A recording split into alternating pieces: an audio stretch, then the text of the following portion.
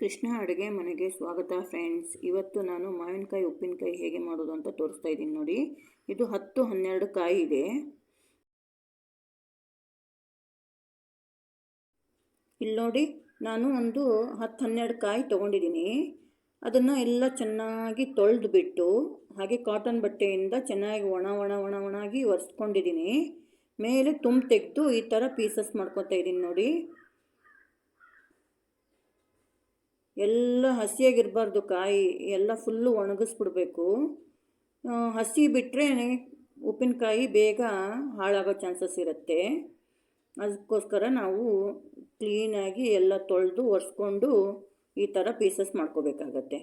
ಹಾಗೆ ನಾನು ಹೆಚ್ತಾ ಇದ್ದೀನಲ್ಲ, ಅದು ಇಳಿಗೆ ಮಣೆನೂ ನಾನು ಚೆನ್ನಾಗಿ ಕ್ಲೀನಾಗಿ ತೊಳ್ಕೊಂಡು ಹೆಚ್ತಾ ಇರೋದು.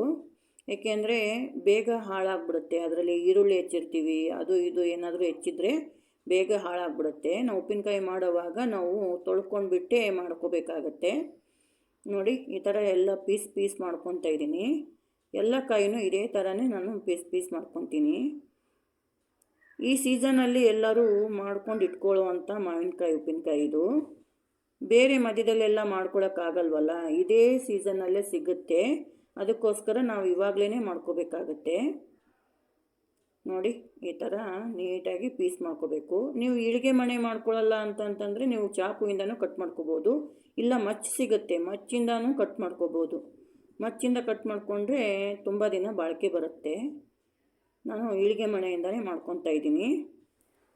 ಈ ಥರ ಉಪ್ಪಿನಕಾಯಿ ಮಾಡಿಕೊಂಡ್ರೆ ವರ್ಷಗಟ್ಟಲೆ ಇಟ್ಟರೂ ಉಪ್ಪಿನಕಾಯಿ ಹಾಳಾಗಲ್ಲ. ಯಾವಾಗ ಬೇಕಾದ್ರೂ ಹಾಕ್ಕೊಂಡು ತಿನ್ಬೋದು. ತುಂಬ ಚೆನ್ನಾಗಿರುತ್ತೆ. ನಾವು ಏನೇ ತಿನ್ನಬೇಕು ಅಂದರೆ ಉಪ್ಪಿನಕಾಯಿ ಇದ್ರೇ ಅದ್ರದ್ದು ಊಟದ ಟೇಸ್ಟ್ ಅಲ್ವಾ. ಅದಕ್ಕೋಸ್ಕರ ನೋಡಿ, ಇಲ್ಲಿ ಎಲ್ಲನೂ ಹೆಚ್ಚಿಟ್ಕೊಂಡಿದ್ದೀನಿ, ಎಲ್ಲ ಮಾವಿನಕಾಯಿನೂ ಹೆಚ್ಚಿಟ್ಕೊಂಡಿದ್ದೀನಿ. ಹಾಗೆ ಆ ಹೋಳಿಗೆ ಎಲ್ಲ ಕವರ್ ಆಗೋ ಥರ ನಾನು ಉಪ್ಪು ಹಾಕ್ತಾಯಿದ್ದೀನಿ ನೋಡಿ. ಆ ಹೋಳಿಗೆ ಎಲ್ಲ ಕವರ್ ಆಗಬೇಕು, ಆ ಥರ ಉಪ್ಪು ಹಾಕ್ತಾಯಿದ್ದೀನಿ. ಉಪ್ಪು ಜಾಸ್ತಿ ಇರಬೇಕು ಯಾವಾಗಲೂ. ಕಮ್ಮಿ ಇದ್ದುಬಿಟ್ರೆ ಹಾಳಾಗೋ ಚಾನ್ಸಸ್ ಇರುತ್ತೆ. ಜಾಸ್ತಿ ಆದರೆ ಪರವಾಗಿಲ್ಲ, ಏನೂ ಆಗಲ್ಲ, ಹಾಳಾಗಲ್ಲ ನೋಡಿ. ಖಾರದ ಪುಡಿ ಹಾಕ್ತಾಯಿದ್ದೀನಿ. ಖಾರದ ಪುಡಿನೂ ಎಲ್ಲ ಕಡೆನೂ ಕವರ್ ಆಗೋ ಥರ ಹಾಕ್ತಾಯಿದ್ದೀನಿ, ಅಚ್ಚ ಖಾರದ ಪುಡಿ.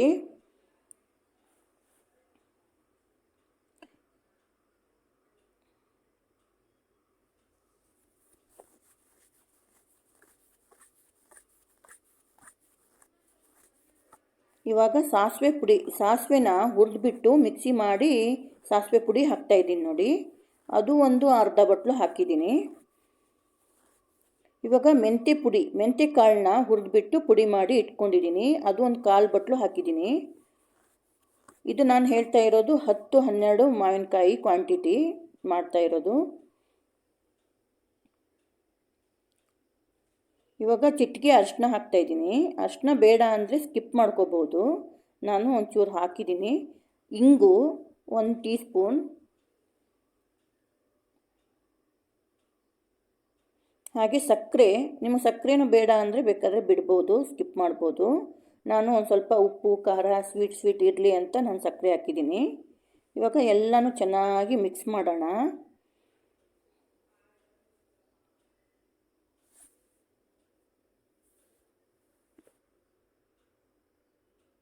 ಎಲ್ಲನೂ ಒಂದು ಕಡೆಯಿಂದ ಚೆನ್ನಾಗಿ ಮಿಕ್ಸ್ ಮಾಡ್ಕೋಬೇಕು.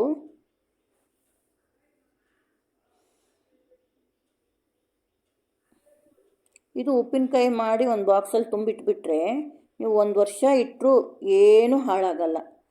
ಆದರೆ ಒಂದು ಸ್ವಲ್ಪ ಹಸಿ ಆಗೋ ಥರ ನಾವು ಕೈ ಮುಟ್ಟಬಾರ್ದು. ನೀಟಾಗಿ ಡೇ ಟು ಪಿರಿಯಡ್ ಆದಾಗ ನಾವು ಉಪ್ಪಿನಕಾಯಿ ಮುಟ್ಟಿದ್ರೂ ಹಾಳಾಗೋ ಚಾನ್ಸಸ್ ಇರುತ್ತೆ. ಇವಾಗ ನಾನು ಇಲ್ಲಿ 1 ಬಟ್ಲು ಎಣ್ಣೆನ ಚೆನ್ನಾಗಿ ಕಾಯಿಸ್ಬಿಟ್ಟು ಬಿಸಿ ಮಾಡಿ ಆರಿಸಿ ಹಾಕ್ಕೊತಾ ಇದ್ದೀನಿ. ತಣ್ಣಗಾದ್ಮೇಲೆ ಹಾಕ್ಕೋಬೇಕಾಗತ್ತೆ ಇದಕ್ಕೆ. ಇವಾಗ ಎಲ್ಲ ಚೆನ್ನಾಗಿ ಮಿಕ್ಸ್ ಮಾಡೋಣ. ಎಲ್ಲ ಚೆನ್ನಾಗಿ ಮಿಕ್ಸ್ ಮಾಡಿದ್ರೆ ರಸ ಬಿಡುತ್ತೆ.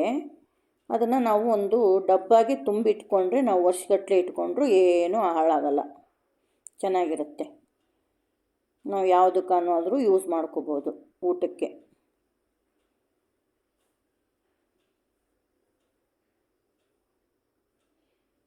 ತುಂಬ ಚೆನ್ನಾಗಿದೆ. ನೀವು ಒಂದು ಸರಿ ಟ್ರೈ ಮಾಡಿ ನೋಡಿ ಮನೆಯಲ್ಲಿ. ಇಷ್ಟ ಆದರೆ ಲೈಕ್ ಮಾಡಿ, ಕಮೆಂಟ್ ಮಾಡಿ, ಶೇರ್ ಮಾಡಿ.